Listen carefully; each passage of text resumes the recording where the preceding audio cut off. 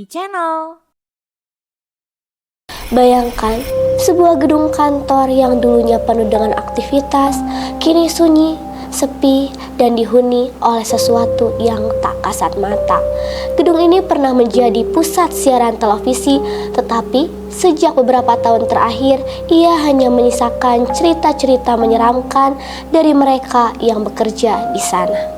Malam ini, selama 20 menit ke depan, aku akan membawa kalian semua menyusuri kisah nyata dari seorang security yang sejak tahun 2015 ia menjaga kantor ini dan mengalami kejadian yang tak bisa dijelaskan dengan logika.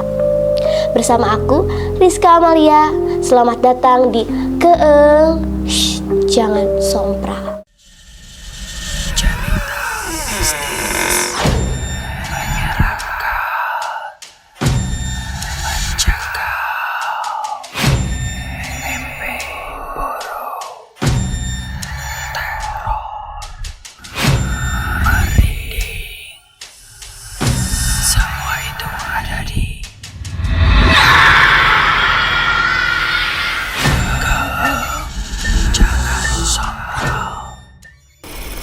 Hai pemirsa, gimana nih kabar kalian semua?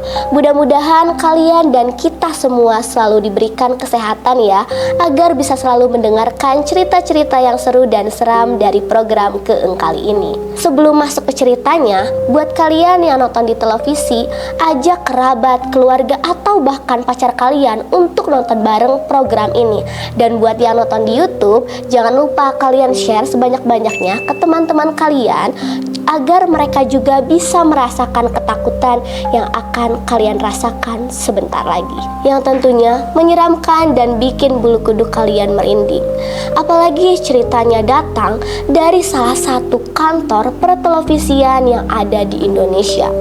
Cerita ini adalah cerita dari seorang security yang sudah bekerja di kantor itu selama 10 tahun, dari tahun 2015. Kita samarkan, sebutkan saja namanya Pak Abdul. Ia sudah mengalami berbagai macam kejadian mistis di kantor ini selama 10 tahun itu. Kantor itu sempat kosong 2 tahun terakhir sebelum kembali digunakan oleh kantor televisi ini. Dari awal kedatangannya, Pak Abdul sudah merasakan ada sesuatu yang tak beres di kantor ini. Ketika pertama kali datang dengan bosnya, mereka langsung mencium bau busuk di lantai 1. Mereka pun mencari sumbernya ke sana ke sini, dari mana sih asalnya bau ini. Setelah mencari sumbernya, mereka menemukan bahwa bau tersebut berasal dari kamar mandi yang ada di lantai 1. Kamar mandi itu awalnya tertutup, lalu mereka berdua pun memberanikan diri untuk masuk ke dalam kamar mandi itu.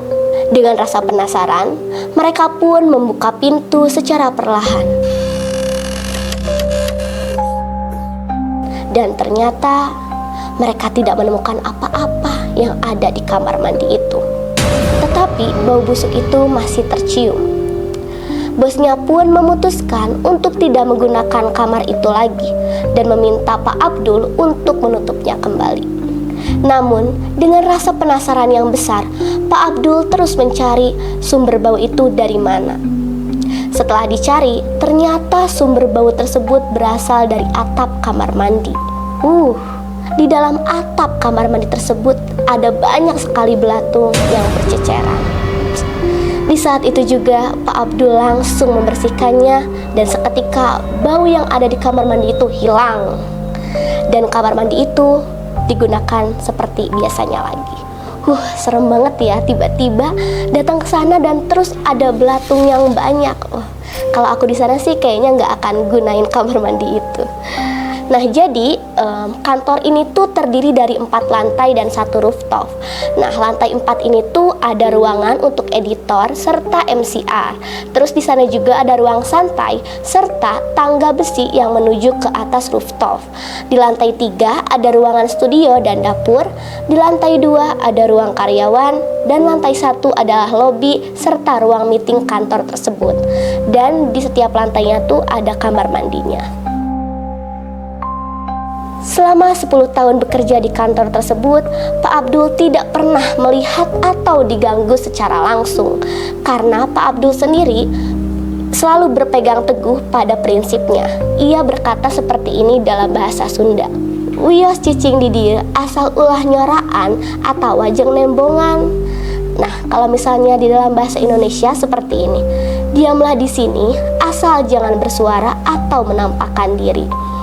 Bener banget ya ini yang kata Pak Abdul, kita tuh harus sopan dulu dan jangan sompral kalau misalnya memasuki tempat yang baru. Namun berbeda dengan Pak Abdul, banyak sekali orang lain yang mengalami kejadian aneh di kantor ini dan mengalami secara sendiri. Suatu malam pada pukul 11, ada pegawai kantor dari sebelah yang berasal dari Cianjur yang sedang menginap di gudang kantornya, dan ia pun merasa tidak bisa tidur karena suara berisik yang berasal dari lantai atas. Karena ia terbangun oleh suara berisik itu, ia pun keluar kantor untuk mengobrol bersama temannya di seberang kantornya. Saat asik mengobrol, pegawai itu melihat sosok perempuan berambut panjang dengan wajah pucat berdiri di lantai 2 kantor itu. Ia mengira bahwa itu adalah istri dari seorang karyawan yang ada di kantor tersebut. Namun, pada keesokan harinya, pegawai ini bertanya kepada karyawan yang ia kira memiliki istri tersebut. Namun ternyata, ia tidak memiliki istri. Lalu, siapakah yang ia lihat di lantai 2 itu? Banyak kejadian mistis lainnya yang terjadi di kantor itu. Pintu di lantai 2 sering bergerak sendiri yang sering dialami oleh karyawan yang bekerja di kantor itu. Bahkan, seorang siswa PKL pernah mengalami kesurupan di ruang meeting. Anak PKL itu dikenal pendiam dan tidak banyak berinteraksi dengan orang lain, sehingga dianggap lebih rentan terhadap gangguan makhluk tak kasat mata dan penunggu yang ada di sana. Gangguan-gangguan tak hanya sampai di situ.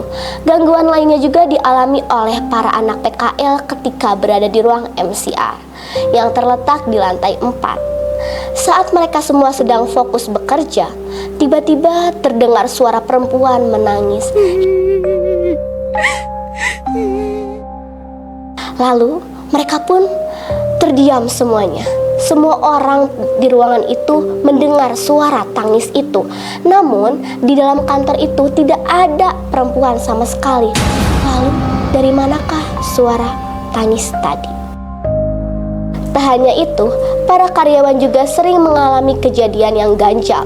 Ada yang melihat sosok kakek tua di tangga rooftop lantai 4, ada yang melihat anak kecil berlarian di lantai 3, ada sosok penunggu perempuan berambut panjang di lantai 2, dan di lantai 1 ada sosok buto hijau besar dan tinggi yang ada di sana. Ia yang tidur di lobi lantai 1 berniat untuk pergi ke kamar mandi karena kebelet. Namun, baru setengah perjalanan, ia secara tidak sadar malah berbalik mundur ke tempat asal ia tidur tadi. Seakan ada sesuatu yang menariknya dan tidak mengizinkan ia untuk pergi ke kamar mandi pada saat itu.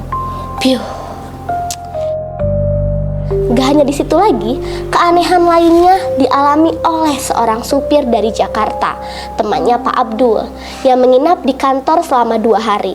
Setiap malam, komputer yang ia gunakan untuk bekerja terus-menerus mati sendiri dan akhirnya tidak bisa menyala sama sekali.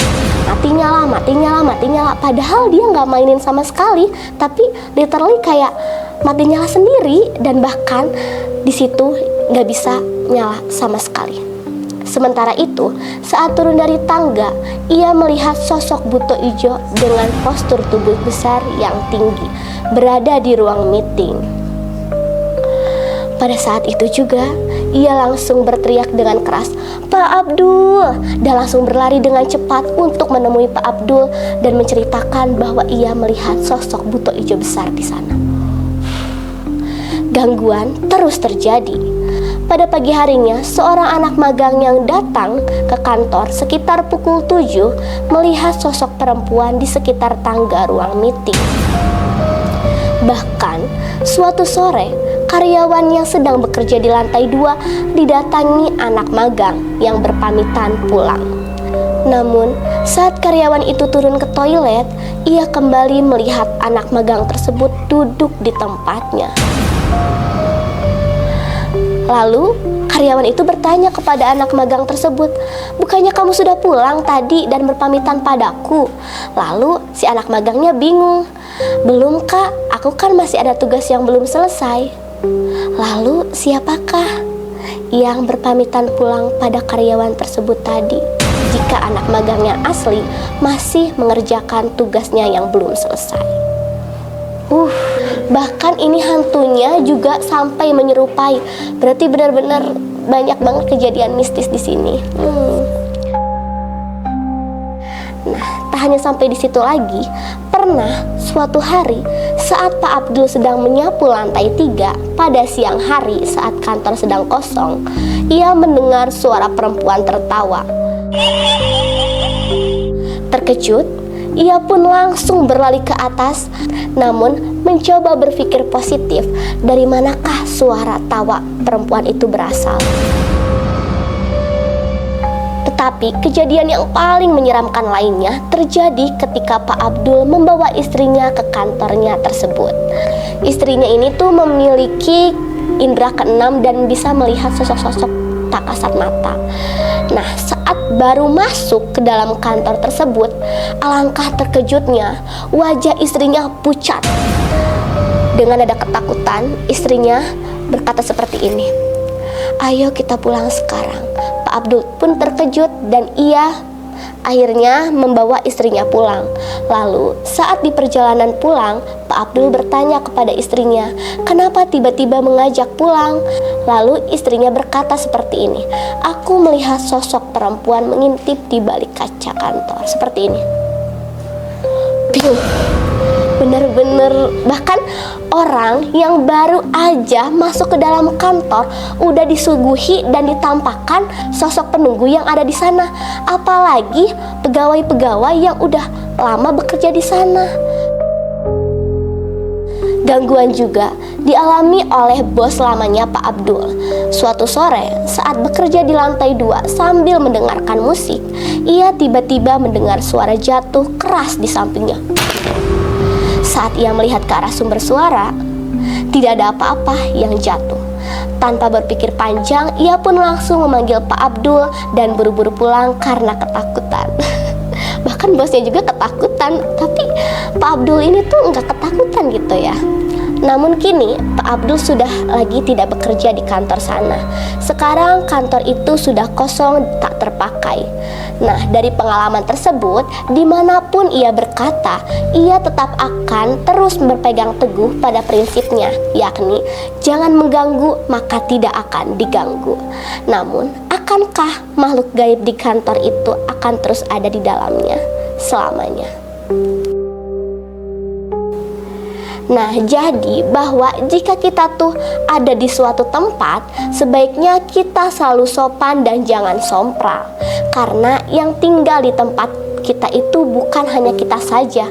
Pasti ada suatu hal tak kasat mata yang ada di sekitar kita, karena kita tidak sendirian di dunia ini. Dan begitulah kisah ini berakhir. Tapi apakah semuanya benar-benar sudah selesai? Mungkin saat ini kamu merasa aman, duduk di tempatmu dikelilingi cahaya. Tapi siapa yang tahu apakah ada sesuatu?